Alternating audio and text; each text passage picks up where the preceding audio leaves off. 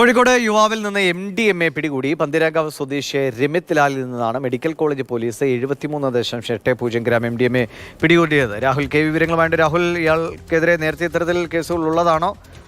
മറ്റാരെങ്കിലും ഈ സംഘത്തിലുണ്ടോ?